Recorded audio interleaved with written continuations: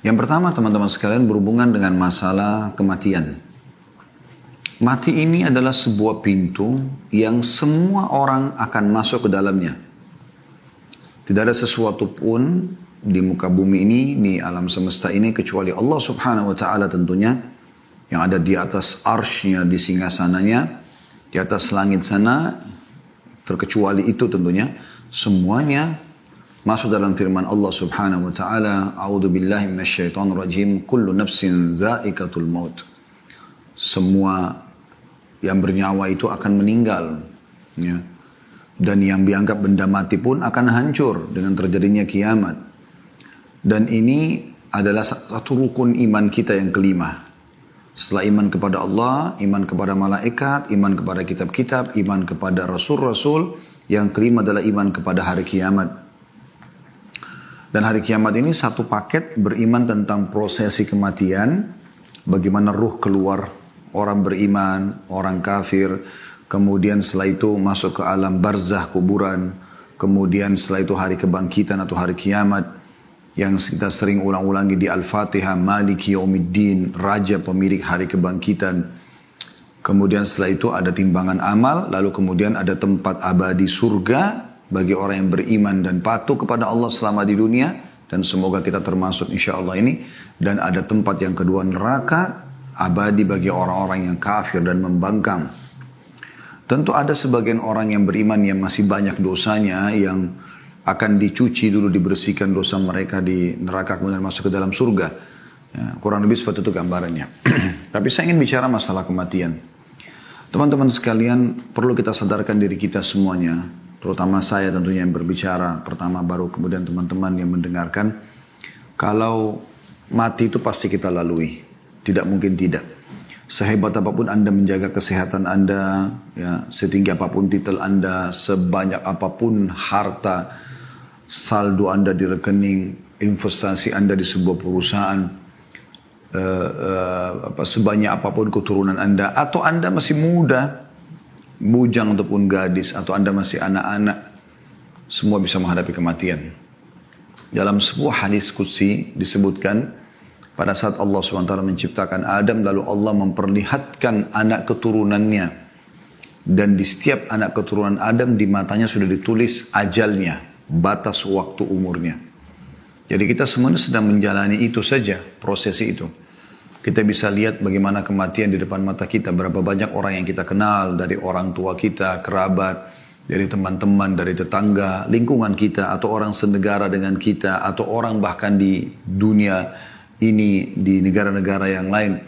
Apalagi di masa pandemi Covid ini banyak sekali korban. Kita bisa lihat fenomena kematian itu terjadi. Hanya mungkin kita harus fahami dengan kacamata agama kita. Di dalam Islam, kematian itu bagi orang beriman adalah awal segalanya. Karena dengan mati, dia ibarat sebuah pintu, dia akan masuk kepada kehidupan yang abadi. Karena kehidupan akhirat ini semuanya adalah kehidupan abadi. Sudah nggak ada lagi kematian. Allah katakan dalam Al-Quran, La yadhukunal mauta illa mautatal ula. Orang yang sudah menuju ke akhirat, mereka tidak akan rasakan lagi kematian, kecuali kematian yang pertama saja. Dan pada saat terjadi beberapa syuhada, ya, meninggal di peperangan bersama Nabi SAW, Nabi SAW menyusun jenazah mereka sambil mengatakan, teman-teman kalian ini sedang berbicara dengan Tuhan kalian. Mereka minta agar dikembalikan ke dunia, agar mereka bisa berperang lagi.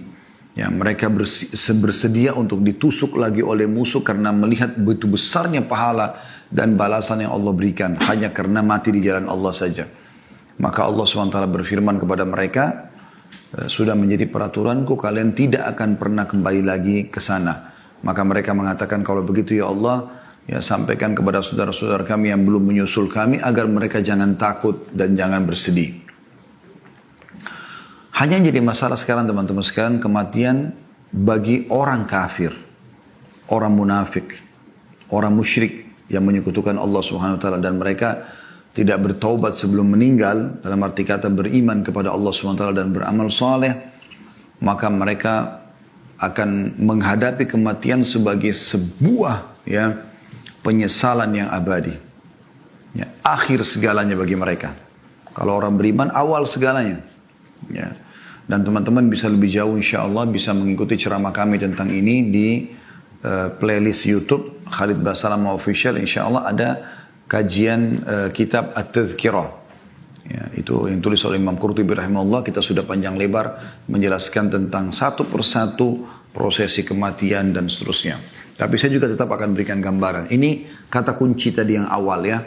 Yaitu mati akan menjadi awal segalanya bagi orang-orang beriman. Ya, tidak ada sesuatu yang menyedihkan bagi mereka pada saat meninggal.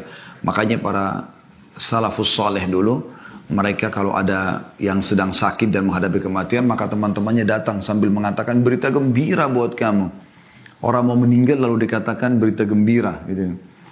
Maka tentu kita perlu tahu kenapa. Kenapa kok dia mengatakan berita gembira kepada temannya yang sakit keras, yang sedang mau menghadapi sakaratil maut. Maka terjelaskan setelah itu mereka mengatakan, maksudnya setelah apa yang mereka paparkan ya, mereka mengatakan karena sebentar lagi kau akan bertemu dengan Allah, kau akan bertemu dengan Rasulullah SAW, kau akan melihat surgamu. Karena memang dengan kematian kita baru mendapatkan apa yang Allah janjikan.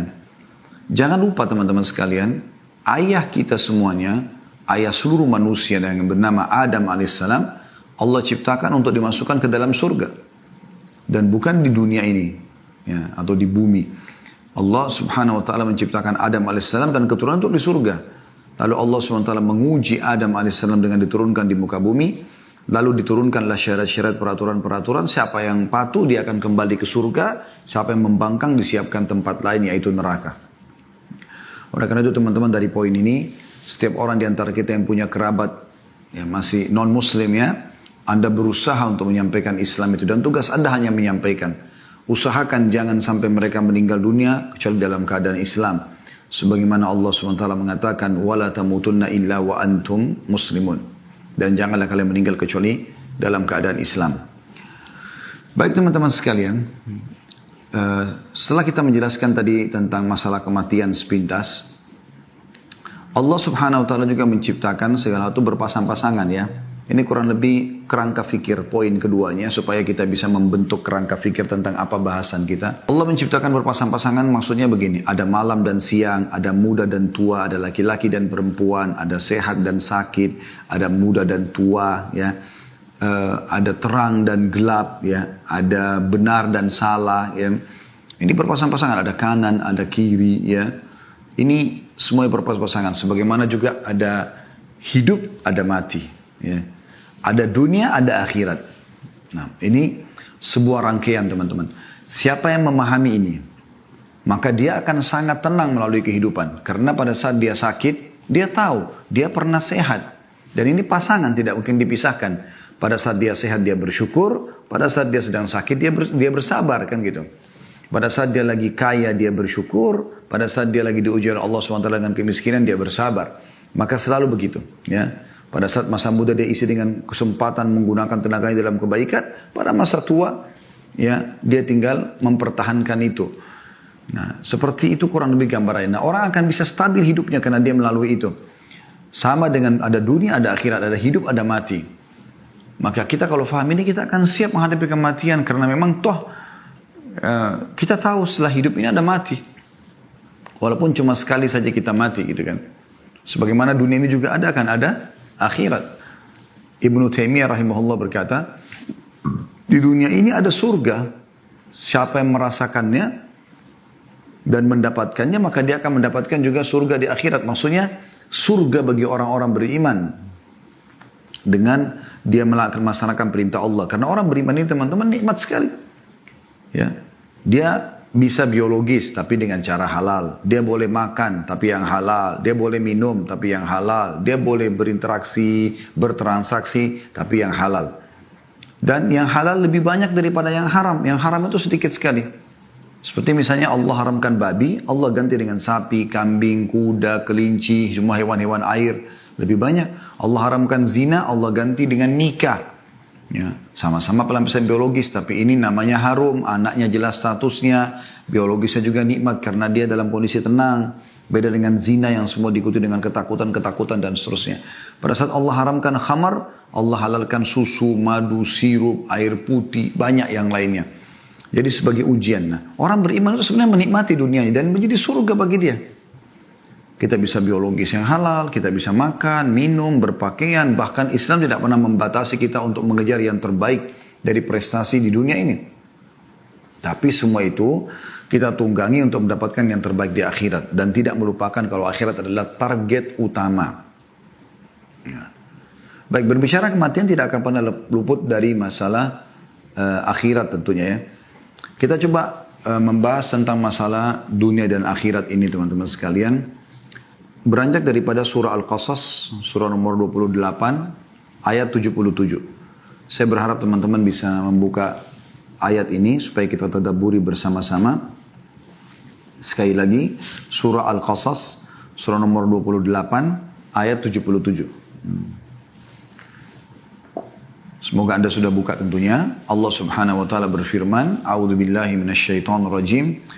Wabtaghi fima ataqallahu ad-daral akhirah wa la tansa nasibaka minad dunya wa ahsin kama ahsanallahu ilaik wa la tabghil fasada fil ard innallaha la yuhibbul mufsidin. Dan carilah apa yang telah Allah anugerahkan kepadamu dari kebahagiaan negeri akhirat. Kejar semua di akhirat. Surga, bidadari, bidadara, istana, buah-buahannya, pakaian sutranya. Kejar semua itu. Dan teman-teman kalau mau lebih jauh tentu saya tidak bisa bahas semua ini ya. Karena dalam 1 jam ini tidak mungkin kita padatin semua. Saya kasih kerangka-kerangka atau pokok-pokok dasarnya. Tapi Anda bisa kembali ada kajian saya di YouTube membahas buku ini. Rasulullah SAW bercerita tentang surga dan neraka. Ini sekitar 30 pasal sekian surga, 30 pasal sekian neraka. Ini ada bahasan sendiri. Ya. Dan setiap pasal itu bisa dilewatkan satu pertemuan. Artinya ini bisa 60, 50, 60 kali pertemuan. Ya. Baik teman-teman sekalian, Allah mengatakan kejarlah apa yang Allah janjikan di akhirat sana. Itu target utama seorang muslim. Targetnya adalah akhirat, bukan dunia. Dan jangan kamu lupakan bagianmu dari kenikmatan dunia. Selama halal nikmati. Islam tidak pernah melarang itu. Anda berpakaian yang bagus, punya kendaraan yang bagus, Anda punya pekerjaan yang bagus, semuanya. Ya. Dan berbuat baiklah kepada orang lain sebagaimana Allah telah berbuat baik kepadamu. Selama kau di dunia, berbuat baiklah. Dan janganlah kamu berbuat kerusakan di muka bumi. Ya, jangan mengacaukan, membuat keonaran dan segala macam. Buat kemaksiatan. Sesungguhnya Allah tidak menyukai orang-orang yang berbuat kerusakan. Ya, tapi saksi bahasan kita adalah potongan pertama ayat. Jangan kamu lupakan bagian, kejarlah apa yang Allah janjikan di akhirat nanti dan jangan lupakan bagianmu dari dunia. Baik teman-teman sekalian, seorang muslim di poin yang ketiga yang saya ingin bahas, dianjurkan agar selalu mengisi waktu yang terbatas di dunia dengan amal-amal saleh untuk dia bawa ke akhirat sana. Coba kita dengarkan teman-teman sekalian bagaimana Umar bin Abdul Aziz rahimahullah. Kita dengarkan dulu ayat Al-Quran ya. Kita coba tadabburi ayat Al-Quran yang juga Allah menjelaskan kalau dunia ini kita lalui iya. Kita kejar prestasi terbaik iya. Tapi untuk akhirat ya. Supaya nanti kita panen di sana. Setiap kali orang selalu hubungkan pekerjaannya, interaksinya dengan akhirat, maka dia akan tentram. Ya. Sekarang contoh misalnya, suami menasihati istrinya. Kalau dia targetnya adalah mengejar pahala yang dia akan panen dari Allah di akhirat nanti. Dengan cara menasihati istrinya, atau istri pada suami, atau orang tua pada anak, atau anak pada orang tua, atau teman dengan teman, atasan sama bawahan, bawahan sama atasan, masyarakat dengan pemimpin, pemimpin pada masyarakatnya, semua saling mengejar apa yang dijanjikan di akhirat, akan indah sekali kehidupan itu. Karena setiap orang akan berusaha memberikan yang terbaik. Karena dengan baiknya orang itu, semenjak dia jadi baik, dia patuh kepada Allah beramal saleh, kita akan panen pahalanya. Ya. Dan itu yang diwasiatkan Nabi SAW kepada Ali bin Abi Thalib pada saat beliau ya ingin menyerang membawa pasukannya menyerang benteng Khaybar orang-orang Yahudi. Beliau mengatakan, hai Ali, ketahuilah kalau kau menjadi penyebab satu orang dapat hidayah, dapat petunjuk, maka kau akan mendapatkan lebih baik daripada humurun ni'am. Humurun ni'am itu nikmat terbesar ya, yang buat orang senang di muka bumi ini. Pada saat itu digambarkan dengan unta betina yang sudah memerah badannya atau besar gitu ya. Allah berfirman dalam surah Mu'min ayat 39, Surah Mu'min ayat 39. Kalau Anda mau buka juga silahkan. Potongan ayat di situ, Al-Mu'min 39. Potongan ayatnya ada di situ. A'udzubillahi minasyaitonirrajim. Innama hadhil hayatud dunya mata'un wa innal akhirata hiya darul qarar. Sesungguhnya kehidupan dunia ini hanya kesenangan sementara. Artinya pupuk untuk bawa ke akhirat. Dan sesungguhnya akhirat itu negeri yang kekal. Negeri yang abadi. Di dunia ini kalau ada seseorang yang sudah meninggal dunia, teman-teman sekalian, kita kehilangan dia masuk kuburan, kemudian kita masih hidup di dunia ini. Kita kehilangan interaksi sama dia di dunia ini. Tapi kita akan, orang yang beriman tentang akhirat tahu ini akan ketemu bersama dengan dia. Akan bersama dengan dia. Kita semua akan ketemu dengan seluruh manusia, bahkan Nabi Adam AS. Bukan cuma ayah, kakek, atau nenek kita ke atas. Sampai ke Nabi Adam AS kita akan ketemu dengan para nabi-nabi yang pernah kita dengar kisahnya dalam Al-Quran, kita akan ketemu dengan mereka. Cuma memang yang penting adalah bagaimana tiket Anda sama dengan orang-orang beriman. Iman dengan amal soleh akan ke surga bersama mereka. Kalau kufur, pembangkangan, kemunafikan, kemusyrikan akan ke neraka bersama dengan orang-orang yang membangkang. Fir'aun dan grup-grupnya tentunya. Nabi SAW menggambarkan tentang bagaimana seorang mukmin selalu menjadikan akhirat sebagai targetnya. Dunia dia lalui iya. Nabi SAW menikah. Nabi SAW punya anak, punya cucu. Nabi SAW punya bisnis. Berbisnis. Nabi SAW menjadi pemimpin. Ya. Nabi SAW juga berinteraksi dengan masyarakat. Anak kecil, orang tua, laki-laki, perempuan. Seperti itu. Dan beliau mengingatkan kepada kita semua dalam hadisnya yang diriwayatkan oleh Tirmidzi, Ibnu Majah, Al-Hakim juga meriwayatkan. Dan ini disahihkan oleh Syekh Albani rahimahumullah semuanya. Kata Nabi SAW, Mali walid dunya. Innama mathali wa mathalud dunya kamathali rakibin qala fi dhilli syajaratin thumma raha wa tarakaha. Aku sama sekali tidak memiliki keakraban dengan dunia. Perumpamaanku dengan dunia bagaikan seseorang yang berada dalam perjalanan. Dia beristirahat di bawah sebuah pohon rindang lalu dia pergi dan meninggalkannya. Ya, jadi artinya seorang mukmin bukan menjadi target utamanya dunia. Bahkan para sahabat ya dinukil dari para tabi'in dikatakan bahwasanya saya telah menemui orang-orang, maksudnya dari kalangan sahabat Nabi, dan tidak pernah sama sekali mereka merasa sedih dengan hilangnya dunia dari mereka, atau apapun dari urusan dunia ini. Mereka lebih merasa sedih kalau ketinggalan sholat subuh berjamaah, mereka lebih sedih daripada ketinggalan sholat tahajudnya, mereka sedih kalau tidak sempat bersedekah, kalau tidak sempat membaca Al-Quran, itu yang mereka sedih. Karena targetnya akhirat. Targetnya akhirat. Dunia datang, alhamdulillah, dia berusaha maksimal. Tidak dapat atau luput dari dia, maka dianggap kecil bagi dia. Asal jangan sesuatu yang akan dia bawa menuju ke akhirat ini yang hilang. Dan Nabi SAW juga mengingatkan kepada kita, kun fid dunya ka'annaka gharibun aw abiri sabil. Jadikan dirimu di dunia ini seperti orang yang asing atau hanya orang yang melintas saja. Hadis riwayat Bukhari. Hadis riwayat Bukhari. Juga Nabi SAW bersabda, iktarabatis sa'ah, wa la yazdadun nasu ala dunya illa hirsa, wa la yazdaduna minallahi illa bu'da. Hari kiamat telah dekat. Sudah banyak, miliaran orang melewat sebelum kita sudah meninggal semuanya. Kita pun akan masuk dalam keramaian itu, akan meninggal juga. Kemudian akan datang generasi setelah kita sampai terjadi kiamat. Lalu dibangkitkan semuanya. Ya, enaknya kita sebagai orang beriman sudah dapat bocorannya itu teman-teman sekalian. Kata Nabi SAW, hari kiamat telah dekat. Karena sudah tinggal sedikit. Ini ujung-ujungnya saja kita hidup di akhir-akhirnya. Ya, sampai kata Nabi SAW, hitunglah termasuk tanda-tanda kiamat adalah meninggalnya aku. Dan Nabi SAW sudah meninggal 1400 tahun yang lalu. Hari kiamat sudah dekat. Tidak ada yang bertambah dalam diri manusia terhadap dunia melainkan ketamakan saja. Ada orang yang terlalu berlebihan. Dunia aja dan tidak mau berpikir akhirat. Sehingga dia tidak perlu tahu itu halalkah, itu haramkah. Intinya dia dapatkan sikut sana, sikut sini, menipu sana, menipu sini, durhaka sama orang tua dan segala macam. Dan mereka tidak bertambah kepada Allah melainkan semakin jauh saja. Yahya bin Mu'adz mengatakan, rahimahullah, aku sama sekali tidak memerintahkanmu untuk meninggalkan dunia. Akan tetapi aku memerintahkanmu untuk meninggalkan dosa-dosa. Ya selama dunia nikmati silakan, selama halal. Tapi jangan masuk pintu dosa. 5 huruf ini halal jaga, 5 huruf yang lain haram jauhi. Meninggalkan dunia hanya merupakan keutamaan, sedangkan meninggalkan dosa adalah sebuah kewajiban. Dan menegakkan kewajiban lebih penting bagimu dibandingkan kewajiban atau kebaikan-kebaikan dan keutamaan yang sifatnya tidak wajib. Ada sebuah statement yang menarik dari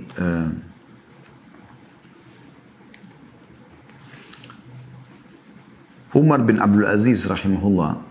Beliau pernah mengatakan dalam salah satu khutbahnya ya, ceramahnya. Beliau mengatakan sesungguhnya dunia bukanlah tempat menetap untuk kalian. Ini prinsip orang muslim. Kita bukan di sini tempat kita. Kita ini semua anak-anak akhirat. Kita akan menuju ke surga yang memang dasarnya ayah kita Adam alaihissalam diciptakan untuk itu. Insya Allah kita termasuknya. Sesungguhnya dunia bukanlah tempat menetap untuk kalian. Karena Allah telah menentukan baginya kefanaan. Akan hilang dunia ini. Akan terjadi kiamat, hancur semuanya. Dan Allah telah menentukan bahwa penghuninya akan pergi. Meninggalkan dunia semua. Berapa banyak bangunan yang sangat kokoh menjadi roboh hanya dengan sedikit sebab. Gempa dan yang sejenisnya. Berapa banyak penghuninya yang bersenang-senang di dalamnya lenyap hanya dengan sedikit sebab. Banyak cuplikan di YouTube ya. Lagi joget-joget mati. Lagi duduk di pinggir pantai kena tsunami. Terjadi gempa, hancur segala macam. Kata beliau, maka perbaikilah. Semoga Allah merahmati kalian semua. Perjalananmu itu dengan sebaik-baik barang bawaan yang kalian miliki dan berbekallah. Dan sesungguhnya sebaik-baik bekal adalah takwa. Maksudnya kepatuhan kepada Allah. Allah perintahkan kerjakan, Allah larang jauhi. Dan ketika dunia ini bukanlah tempat menetap bagi seorang mukmin dan bukan pula tanah airnya yang hakiki, maka seyogyanya ia di dunia ini berada dalam satu keadaan di antara dua keadaan, yakni sebagai orang asing yang singgah di sebuah negeri yang di dalam benaknya hanyalah berbekal untuk kembali ke tanah airnya, dan atau yang kedua, bagaikan seorang musafir yang sama sekali tidak singgah, siang dan malam hanya diisi dengan perjalanan menuju tempat tujuan, atau yang dimaksud sini adalah akhiratnya. Ya, akhiratnya. Jadi ini sebuah statement yang menarik ya. Beliau mengatakan dalam khutbah yang lain juga, setiap perjalanan membutuhkan bekal, maka bekalilah diri kalian dengan takwa untuk perjalanan dari dunia menuju akhirat. Jadilah seperti orang yang benar-benar diancam dengan siksa Allah sehingga kalian merasa takut dan berharap. Dan janganlah merasakan tenggang waktu yang masih panjang sehingga hati menjadi keras dan akhirnya kalian tunduk kepada musuh. Karena sungguhnya panjang angan-angan bagi orang yang tidak tahu bahwa dia tidak akan menemukan waktu sore ketika dia berada di waktu pagi, dan bagi orang yang tidak tahu bahwa dia tidak akan menemukan waktu pagi ketika dia berada di waktu sore. Padahal kematian sebenarnya telah ditetapkan baginya pada waktu itu. Teman-teman yang ikuti acara kita ini, saya ingin berbagi teman-teman sekalian. Apa yang menjamin sekarang saya dan Anda? Saya mungkin di ruangan ini, Anda mungkin di tempat Anda masing-masing. Seseorang di antara kita tiba-tiba melihat malaikat maut. Dan itu pasti terjadi. Tidak mungkin tidak. Anda tidak akan mungkin bisa luput dari itu. Dan itu hanya Anda yang menyaksikannya. Anda kalau ketik di YouTube kematian tiba-tiba, banyak sekali cuplikan. Ya, hanya untuk ambil pelajaran saja. Ada orang lagi ngobrol sama teman yang tiba-tiba jatuh. Ada orang yang lagi mabuk-mabukan nyanyi-nyanyi jatuh. Ada juga orang yang lagi ceramah meninggal. Orang baik, orang jahat semua akan mati. Bahkan orang nabi-nabi pun sudah meninggal. Dan pada saat itu teman-teman, kita udah nggak bisa buat apa-apa. Pada saat malaikat maut itu datang, kita nggak bisa buat apa-apa. Yang ada cuma penarikan ruh. Apa kata Nabi SAW? Kalau orang beriman akan melalui kematian, maka akan datang kepadanya 3 sosok malaikat. 1 malaikat maut di ubun-ubun kepalanya, 2 malaikat kasih sayang di kiri kanannya, membawa kain kafan dari surga. Kemudian malaikat pun akan mengatakan, hai jiwa yang baik, keluarlah kepada rahmat dan karunia Tuhanmu. Maka roh itu keluar dengan sangat cepat seperti air dari mulut kendi. Belum sesaat keluar, dipegang oleh malaikat rahmat kasih sayang tadi, lalu dibungkus dengan kain kafan dari surga, lalu dibawa ke langit, menembus 7 lapis langit, menghadap kepada Allah Subhanahu Wa Taala. Ya. Kemudian setiap malaikat yang dilewati oleh roh tersebut bertanya kepada malaikat yang membawanya, siapa ini? Roh siapa ini? Karena mengeluarkan bau lebih wangi dari kasturi. Dari bau kasturi. Semoga kita insya Allah termasuk itu. Maka malaikat rahmah mengatakan, Fulan bin Fulan. namanya yang paling baik di dunia. Ini penyampaian Nabi SAW, bukan penyampaian saya. Ya, ini wahyu yang diberikan bocorannya kepada kita. Bagaimana prosesi orang kalau meninggal itu. Maka malaikat-malaikat mengatakan, semoga Allah membiarkan ruhnya lewat di sisi kami, karena wanginya. Lalu terdengarlah suara dari langit mengatakan, catatkan hambaku dia termasuk penghuni surga, kembalikan dari dunia, karena di sana saya ciptakan, di sana pula saya akan bangkitkan. Maka dikembalikan ruhnya bersamaan dengan jasadnya diantar oleh para kerabatnya atau tetangga-tetangganya. Pas tiba di kuburan dimasukkan, kata Nabi SAW, 3 langkah mereka pulang, dia masih bisa mendengarkan suara sendalnya. Kemudian, ya, datanglah 2 malaikat, Munkar dan Nakir, mendudukkannya lalu menanyakan, siapa Tuhanmu, siapa Nabimu, apa kitabmu. Mungkin Anda sudah sering dengar cerita orang-orang tua kita dan guru-guru ngaji kita waktu kecil masalah ini ya. Dan ini benar terjadi. Nabi SAW sampaikan dalam hadis sahih. Lalu menanyakan kepadanya, siapa Tuhanmu, siapa Nabimu, apa kitabmu. Kalau dia orang beriman, kata Nabi SAW, maka dia masuk dalam firman Allah, yuthabbitullahu alladhina amanu bil qawli tsabit fil hayatid dunya wa fil akhirah. Allah akan menetapkan di lisan orang-orang beriman untuk bisa menjawab. Selama di dunia, kenapa kau sholat, kenapa kau puasa, kenapa kau gini. Dia punya jawaban, ada dalilnya. Ya, dan di akhirat, maksudnya di alam barzah, di kuburan, dia akan bisa menjawab pertanyaan malaikat tersebut. Setelah dia jawab, Tuhanku Allah, Nabiku Muhammad, kitab Al-Quran, maka dibukakan baginya pintu neraka. Api, panas, yang bau yang tidak sedap. Dia ketakutan, kata malaikat, lihat dari apa Allah selamatkan dirimu. Ditutup, dibuka pintu surga, terciumlah padanya wangi-wanginya. Dan dia kagum, malaikat mengatakan ini tempat kau sekarang. Maka dia pun berdoa kepada Allah mengatakan, kata Nabi SAW ini ya, kata Nabi Muhammad SAW, dia berdoa mengatakan, ya Allah cepatkan waktu karena aku ingin masuk ke dalam surgaku. Lalu kemudian datang di sebelahnya orang yang tampan, wangi, bersih. Dia kagum, maka orang itu mengatakan, saya adalah amal soleh yang akan menemani kau sampai hari kiamat. Lalu terdengar suara mengatakan, bentangkan kuburan hambaku ini seluas pandangan matanya. Mungkin kalau kita lihat orang yang masih hidup ini, kita lihat kuburan cuma yang lahat 1 kali 2 meter saja. Tapi ya, yang sebenarnya adalah lebih daripada itu. Orang beriman lebih luas dari pandangan matanya. Lalu dibukakan, hamparkan permadani dari surganya. Maka terciumlah baginya bau surga tersebut dan dia menikmatinya walaupun dia belum bisa masuk ya. Maka jadilah kuburannya taman dari taman surga. Semoga ya Allah kita termasuk ini semua. Kemudian sebaliknya kalau orang kafir meninggal dunia wa na'udzubillah, maka datang kepadanya 3 sosok malaikat. 1 malaikat mau diubun-ubun kepalanya, 2 malaikat penyiksa di kiri kanannya membawa kain kafan dari neraka. Kemudian malaikat maut dengan marah mengatakan, keluar hai jiwa yang busuk, keluarlah kepada kemurkaan Tuhanmu. Maka ruhnya berantakan di tubuhnya, tidak mau keluar. Lalu malaikat maut mencabut, menarik dengan keras, kata Nabi SAW, sampai roh itu tercabut, ibaratnya seperti bulu domba yang dibasahkan, dililitkan di pohon berduri, kemudian ditarik dengan keras. Bagaimana berantakannya bulu itu, seperti itulah ruhnya. Belum sesaat keluar, maka malaikat pun membungkusnya dengan kain kafan dari neraka. Baru naik ke atas langit, belum buka pintu langit pertama, masih baru mau meminta izin malaikat yang membawanya. Malaikat atas langit mengatakan, siapa orang ini? Ya, karena keluar bau yang lebih busuk daripada bau bangkai, kata Nabi SAW. Maka berkatalah para malaikat di langit, semoga Allah tidak membuat lewat di sisi kami. Semoga Allah tidak membuat lewat di sisi kami. Kemudian setelah itu terdengar suara dari langit mengatakan, setelah orang malaikat yang membawanya mengatakan Fulan bin Fulan, namanya Fulan bin Fulan, malaikat yang di langit mengatakan semoga Allah tidak buat lewat di sisi kami.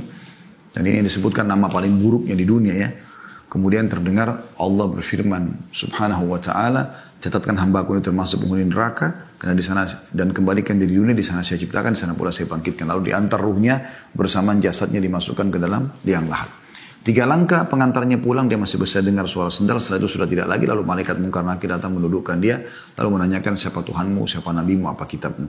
Walaupun teman-teman hafal mati jawabannya ini, maka dia akan masuk dalam hadits ini. Kata Nabi SAW, dia akan mengatakan, innama aqulu kama kana yaqulun nas. Saya nggak tahu, saya cuma ikut-ikut dulu orang bilang apa, gitu. Nah, akhirnya setelah itu dibukakan baginya pintu surga. Dia lihat permadani, buahannya, pelayannya indah sekali, baunya wangi. Lalu dia gembira, tapi kata malaikat, lihat dari apa kau haramkan dirimu. Harusnya kau bisa masuk sini, tapi kau sendiri yang buat ini. Ditutup, dibuka pintu neraka. panasnya, bau busuknya, segala macam. Kata malaikat, ini tempat kau, tidak bisa kau lari dari sini. Maka dia pun mengatakan, ya Allah jangan cepatkan waktu karena aku tidak ingin masuk ke nerakaku. Lalu datang di sebelahnya orang yang busuk tampangnya, menakutkan. Lalu kemudian dia mengatakan, siapa kamu ini? Kata orang tersebut, saya amal burukmu, dosamu yang akan menemani kau sampai hari kiamat. Na'udzubillah. Kemudian Allah utus, dalam penutup riwayat Bukhari disebutkan, Allah utus malaikat yang tidak punya penglihatan dan pendengaran yang membawa sebuah besi. Yang kalau besi itu seluruh jin dan manusia bersatu untuk membalikkan, mereka tidak akan mampu. Lalu dihantamkan ke orang ini sehingga dia hancur, lalu diutuhkan kembali, dihantam lagi, begitu terus sampai hari kiamat. Riwayat yang lain menyebutkan maka kuburan, ya, dinding kuburannya akan menjepit tubuhnya sampai tulang rusuknya seperti ini. Dan Nabi SAW menyatukan jari-jari beliau, ya. Jadi sebagian ulama mengatakan dua riwayat ini bisa digabungkan antara dia dipukul sama diremukkan, gitu kan. Begitu terus sampai hari kiamat, maka jadilah kuburannya lubang dari lubang neraka. Ada sebuah riwayat juga atau athar menyebutkan pada saat dia dipukul dia teriak dan semua makhluk Allah mendengarkan kecuali jin dan manusia. Dan kalau mereka mendengarkan mereka akan meninggal seketika. Saudaraku seiman, hal-hal seperti ini adalah hal imaniyah, masalah keimanan. Dan ini kalau Anda membuka hati Anda dengan keimanan, Anda bisa merenungi tentu hal-hal seperti ini. Kalau Anda hadir di pengajian kita ini bukan dengan keimanan, maka mungkin Anda tidak akan tersentuh dengan hal seperti ini. Syukurlah teman-teman sekalian kita dapat bocorannya seperti ini. Dan tidak ada ruginya Anda mengambil informasi ini. Tidak ada rugi sama sekali. Malah akan membuat kita menjadi orang lebih baik. Kenapa kita jadi lebih baik? Karena kalau kita tahu ada akhirat, ada hisab. Agama ini sebenarnya teman-teman menyuruh kita jadi orang baik kan gitu. Kita disuruh jujur, amanah, tanggung jawab, bakti sama orang tua, jenguk orang sakit, menyenangkan orang, apalah, berbuat baik, bersedekah dan seterusnya. Dan semua punya keutamaan-keutamaan yang akan kita bawa ke akhirat. Dan kita dilarang bohong, menipu, gunjing, fitnah, mukul, caci maki, apalah, mencuri, dilarang semuanya, mengganggu orang. Dan diancam dengan ancaman yang berat. Jadi sebenarnya Anda kalau menjadi orang yang agamis, dan Anda faham masalah ini, Anda menjadi orang yang baik. Karena memang agama memandu kita untuk itu. Apalagi Anda hubungkan ini semua dengan akhirat, itu luar biasa. Kehidupan Anda akan sangat mudah ya Anda lalui tentunya. Baik teman-teman sekalian, itu gambaran lebih dalam tentang masalah bagaimana prosesi kematian. Ya. Saya masih ingin menitik beratkan sebuah hadis tentang bagaimana seorang mukmin boleh berprestasi di dunia. Tapi ingat, prestasinya yang halal. Dan usahakan Anda selalu hubungkan dengan akhirat. Apa kata Nabi SAW? Innamad dunya li arba'ati nafar. Dunia ini penghuninya ada 4 saja. Ya, 4 golongan gitu. Abdun razaqahullahu malan wa ilman. Fahuwa yattaki fihi rabbah. Wa yasilu fihi rahimah. Wa ya'lamu lillahi fihi haqqa. Fahadha bi afdalil manazil. Golongan yang pertama, dan ini yang paling terbaik, semoga kita termasuk dalamnya insya Allah, adalah seorang hamba yang Allah karunia dia harta dan ilmu. Malan wa ilman. Kemudian dia bertakwa kepada Allah di keduanya. Maka dengan harta dan ilmu itu dia melanjutkan hubungan silaturahim. Dan dia mengetahui hak-hak Allah di situ. Dia bersedekah, dia zakat, ya, dia bersyukur. Maka ini adalah yang paling afdal di antara 4 golongan ini. Golongan kedua, wa abdun razaqahullahu ilman walam yarzukhu mala. Seseorang hamba yang Allah karunia ilmu tapi belum dikasih harta. Pintar ilmu agama tapi dia miskin. Fahuwa sadikun niyah, tapi dia ikhlas niatnya. Dia tulus menerima keadaannya itu. Fayaqul, kemudian dia berkata pada saat melihat tadi golongan yang pertama, yang Allah karunia ilmu juga harta. Dia sibuk bersedekah, bangun masjid, bangun rumah anak yatim, segala macam, bantu, segala macam bantuan selalu diikuti sama dia. Demi untuk mengejar akhiratnya. Golongan kedua mau buat, tapi nggak ada duitnya. Dia cuma punya ilmu. Apa kata Nabi SAW? Yang penting dia ikhlas nih. Lalu dia berkata, Lau anna li malan la amiltu bi amali fulan, fahuwa biniyatihi fa ajruhu ma sawa. Dia bilang kalau seandainya saya dikarunia oleh Allah harta seperti orang itu dan dia tulus betul-betul memang kalau ada nanti dia akan lakukan, maka dia yang kedua ini dengan niatnya akan mendapatkan pahala yang pertama. Walaupun dia tidak bangun masjid, walaupun tidak bangun anak yatim, tapi memang dia tidak punya duit. Kalau ada betul dia akan lakukan. Ini golongan yang kedua. Jadi orang yang justru bisa mengejar pahala orang-orang yang sudah berbuat baik, tapi dengan niatnya, karena dia tidak mampu melakukannya. Masuk juga misalnya orang lumpuh, dia berharap kalau dia tidak lumpuh dia ke masjid. Dia berharap kalau dia mampu dia pergi haji, dia pergi jihad. Nah ini semua masuk dalamnya. Kemudian golongan yang ketiga, yaitu wa abdun razaqahu Allahu malan wa lam yarzuqhu ilman fahuwa yatakhabbatu fi malihi bighairi ilm wa la yattaqi fihi rabbah wa la yasilu fihi rahimah wa la ya'lamu fihi lillahi haqqan wa hadha bi akhbathil manazil. Golongan ketiga adalah, jangan sampai Anda jadi ini, orang yang Allah karuniai harta tapi nggak punya ilmu agama sama sekali. Nggak faham mana halal, mana haram, mana hak Allah. Maka dia tidak bertakwa kepada Allah di hartanya. Dia tidak silaturahim dengan hartanya, tidak bantu kerabat-kerabatnya yang susah, bakti sama orang tuanya misalnya, bantu saudara-saudaranya. Dia juga tidak mengetahui hak Allah di situ, maksudnya tidak bersedekah, tidak zakat. Maka ini adalah orang yang paling buruk. Kaya raya tapi nggak ada ilmunya, nggak ada ilmu agamanya. Sehingga hartanya semua untuk foya-foya, untuk diskotik, untuk bar, untuk segala macam gitu ya. Maksiat, buka pabrik minuman keras dan segala macam. Kemudian ada golongan keempat, ini lebih buruk lagi. Golongan ketiga sudah buruk. Ya, karena dia punya harta tapi habis foya-foya di jalan syaitan. Golongan yang keempat lebih buruk lagi. Wa abdun lam yarzukhu Allahu malan wala ilma. Yaitu golongan yang Allah tidak kasih ilmu, nggak punya harta, miskin, ya, bodoh lagi, nggak paham agama. Ini biasa jadi kayak tim hore meramaikan, ya, orang buka maksiat ini, oh, oke dia datang, dikasih baju kaos datang, wah, nggak ada ilmunya, ikut-ikut bermaksiat. Dia bukan ikuti kelompok pertama sama kedua, tapi dia ikuti kelompok yang ketiga tadi ya. Wahwa yaqul, sambil dia berkata, lau anna li malan la amiltu fihi bi amali fulan fahuwa bi niyatihi fa wizruhu ma sawa. Lalu dia bilang, kalau saya juga punya duit saya akan buat seperti orang yang ketiga nih, bangun diskotik, bar, tempat maksiat itu. Maka dengan niatnya itu mereka sama dosanya. Bayangkan ya, ini orang yang paling bodoh. Ini bahaya sekali. Dan ini Nabi SAW juga sudah berikan kepada kita bocorannya teman-teman sekalian. Kita harus sadari masalah ini. Ya. Jangan sampai kita salah dalam masalah ini. Oleh karena itu kita boleh melalui dunia, tetapi laluilah dengan cara yang benar, ya, sampai ajal datang. Sebagian salah berkata, wahai manusia, engkau membutuhkan bagian dunia, tetapi terhadap akhirat engkau lebih membutuhkannya. Jika engkau memulainya dengan dunia, maka engkau telah mengabaikan akhirat. Sedangkan duniamu berada di titik bahaya. Dan jika engkau memulainya dengan akhirat, maka engkau memperoleh duniamu. Karena itu lakukanlah dengan baik. Maka ada istilah kan, siapa yang mengejar akhiratnya, dunianya akan ikut. Dan siapa yang mengejar dunia, akhiratnya akan luput. Ya, dunia boleh, ya, tetapi jangan sampai membuat kita lalai teman-teman sekalian. Ya. Jangan sampai lalai. Ingat, akhirat itu jauh lebih besar, jauh lebih banyak manfaat yang bisa didapatkan. Makanya Nabi SAW bersabda dalam sebuah hadis, perumpamaan dunia kalian ini dibandingkan akhirat, ya, adalah seperti telunjuk seseorang dari kalian yang diletakkan di dalam lautan, kemudian dia angkat. Lihatlah berapa banyak tetesan air yang ikut di jarinya dan berapa banyak yang ada di lautan itu. Dunia yang air yang kita celupkan jari kita di lautan lalu kita angkat sedikit tersisa, apalagi kalau kena angin bisa kering. Sementara akhirat ini adalah ini yang luas. Makanya Allah bilang dalam Al-Quran kan, walal akhiratu khairun wa abqa. Akhirat lebih baik dan lebih kekal. Ya. Waktu Nabi Muhammad SAW mau meninggal dunia, sahabat banyak yang menangis, merasa kehilangan. Maka beliau dalam kondisi lemah datang, memaksakan diri ke masjid, kemudian beliau naik di atas mimbar, lalu beliau mengatakan, wahai manusia, jangan kalian sedih. Karena pertemuan kita yang sebenarnya, perjanjian kita, di haudku nanti. Haud itu telaga Nabi di mahsyar. Jadi orang beriman akan ditimbang amalnya, setelah itu dia akan datang minum di haudnya Nabi SAW, di telaga Nabi. Telaga ini sumbernya dari surga gitu kan.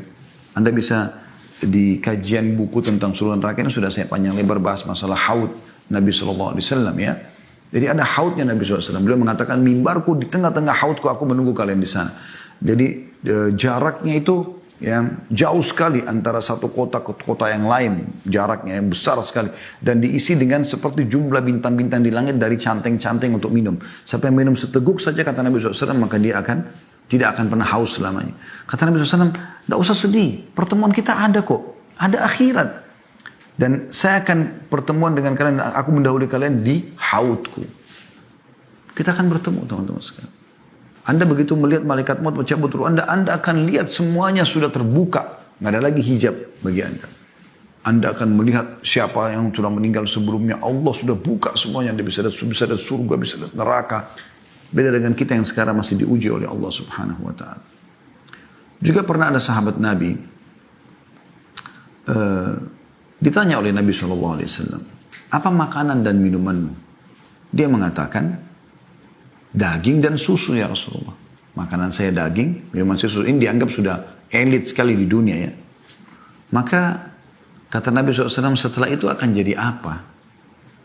Maksudnya habis itu jadi apa? Kita sudah tahu semua jadi kotoran nih. Tapi sahabat ini dengan santun tahu apa maksud Nabi SAW. Dia mengatakan, jadi apa yang sudah Anda tahu ya Rasulullah? Maksudnya ya susunya yang tidak dibutuhkan oleh tubuh akan keluar jadi air seni. Ya makanannya akan jadi tinja. Tapi beliau tidak bilang itu, beliau mengatakan akan jadi apa yang Anda tahu ya Rasulullah. Kata Nabi SAW, sesungguhnya Allah menjadikan perumpamaan dunia ini seperti ya apa yang keluar dari manusia dari sisa atau ampas makanan dan minuman itu. Jadi maksudnya dunia ini sebentar kita akan tinggalkan teman-teman sekarang.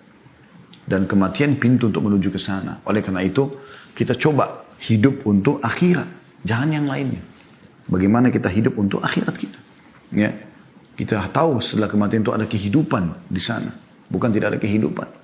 Dan itu adalah salah satu rukun iman kita tentunya. Oleh karena itu para sahabat, para tabi'in, orang-orang soleh. Mereka selalu saja berbuat hal-hal yang baik. Dan selalu mereka tarikan adalah akhirat, adalah akhirat, adalah akhirat. Selalu begitu. Wasiat-wasiatnya tentang akhirat. Pernah Hasan Basri rahimahullah jalan mengantar jenazah. Lalu beliau sambil berzikir. Ada satu anak muda di sebelahnya. Lalu bertanya, wahai imam, imam ini kalau kita kayak kiai, kenapa anda berzikir? Kata beliau, berzikirlah wahai anak muda. Karena yang sedang kita antar sekarang ini, jenazah ini, nggak bisa lagi berzikir. Setiap ada kesempatan beramal soleh teman-teman jangan sia-siakan. Kesempatan emas. Anda yang masih ikutin acara ini, anda masih punya kesempatan emas. Selama anda hidup walaupun cuma sehari lagi, itu adalah kesempatan emas untuk beramal soleh, menambah amal anda. Jangan sia-siakan. Pernah Talha bin Ubaidillah rahimahullah mimpi, kebetulan ada 3 orang dari suku Uzrah masuk Islam, 3-tiganya. Kemudian Nabi SAW menawarkan siapa yang mau menaungi 3 orang ini. Tinggal di rumahnya. Kata Talha, saya ya Rasulullah. Kebetulan Talha bin Ubaidillah orang kaya, salah satu dari 10 sahabat yang jamin masuk surga. Kata Talha, terjadi peperangan di zaman Nabi SAW, dalam kisah ini tidak disebutkan peperangan yang mana. Lalu salah satu dari 3 ini ikut berperang lalu mati syahid. Beberapa waktu setelah itu ikut lagi orang yang kedua dari mereka, perang mati syahid juga. Sebulan setelah itu meninggallah, atau beberapa hari setelah itu meninggallah orang yang ketiga, tapi mati di atas ranjang, bukan mati di medan perang. Kata Talha bin Ubaidillah, saya mimpi Allah perlihatkan saya surga, gitu kan?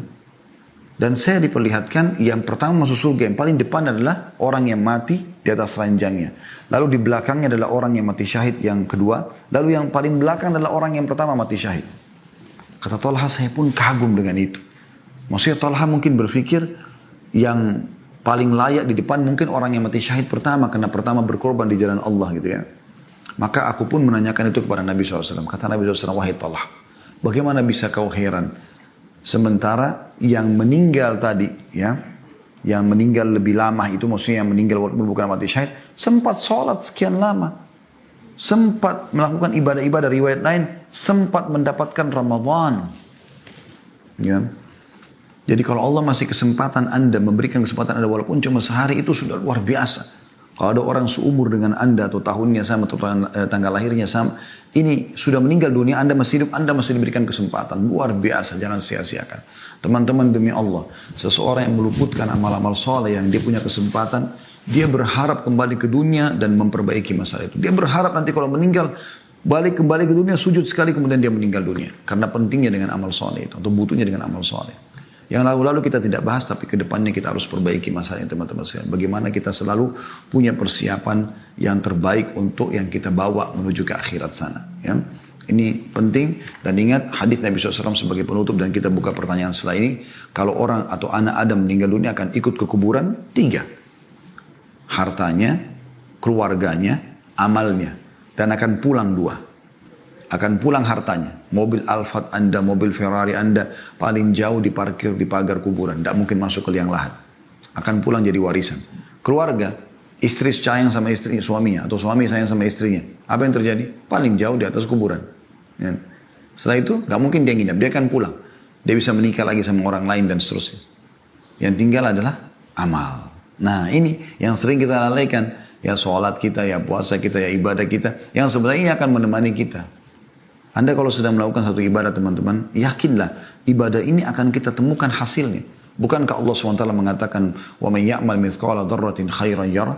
Siapa yang berbuat seperti biji sawi dari kebaikan dia akan lihat, diperlihatkan untuknya. وَمَنْ يَعْمَلْ مِثْقَالَ ذَرَّةٍ شَرًّا يَرَهُ. Siapa yang berbuat seperti biji sawi dari keburukan dia juga akan diperlihatkan, aku akan lihat. Maka kita harus sadari masalah ini. Jangan sia-siakan peluang amal soleh dan tutup semua peluang-peluang berbuat dosa semaksimal mungkin. Kalau Anda pernah lakukan, Anda bertobat kepada Allah Subhanahu wa Ta'ala.